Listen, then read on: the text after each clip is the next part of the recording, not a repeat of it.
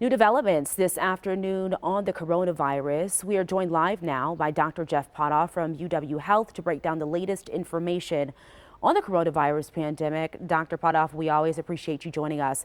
I want to start by asking you about rebound COVID. We're starting to hear a lot about this now. President Biden recently contracted coronavirus, then went through treatment and then tested negative, but then recently tested positive yet again. So can you talk a little bit about what rebound COVID is and how common it is? Sure. So we've known about this rebound COVID as early as May of this year. And the typical scenario is someone who comes down with COVID-19 qualifies for a medication called Paxlovid.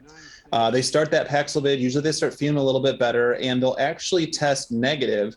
But then 2 to 8 days later, they may have some mild symptoms, sometimes no symptoms at all, and they'll test positive. Now, the good news is that no one who's had this rebound case has ever gotten seriously ill. No one's died from it.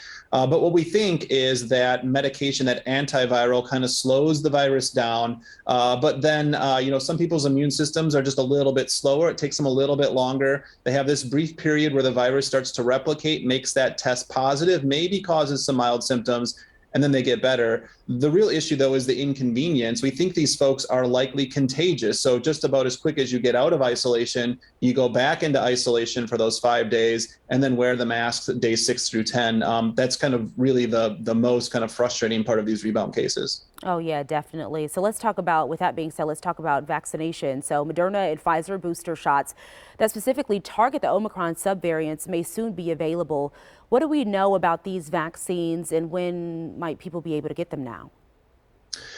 Right. So what we're hearing is that the government would really like to have these hybrid or bivalent vaccines for this fall. And what that means is they consist of two different components. One is what we're used to, the original COVID-19 vaccine. And the reason they do that is even this far into the pandemic with these variants, Omicron and subvariants of Omicron, we're getting good protection against severe disease. But, if you want to have your cake and eat it too, if you add on the second component, which is part of the vaccine that specifically targets BA4 or BA5, not only might we get really good protection against severe disease, we might actually get a little bit better protection against developing any symptoms at all, which started to wane as we started to see these variants come one after another. So that would be good news for folks who got a booster this fall. They might not only benefit from not getting severe disease, they may do better at not having any symptoms at all.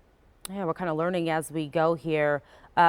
Pretty often we talk about where cases stand as far as hospitalizations and those numbers. I just want to touch bases on hospitalizations. Milwaukee County is still listed in the high transmission category. What are you seeing in hospitals? And is there any sense of how much longer we might be in that high transmission category? Yeah, I think, it varies by county by county. Here in the Dane County region, we had seen a bit of an uptick in hospitalizations, although we are seeing some variability there. Some days where we're a little bit lower. So it's possible that we may drop out of that high transmission risk that you see on that CDC map soon. But, hard to know. These things are hard to predict. Sometimes we see an increase in cases. Some counties are going to have more hospitalizations than others.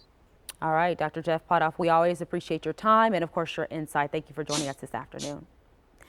And a reminder, you can always find the latest information about the pandemic on our website. Of course, that's tmj4.com/coronavirus.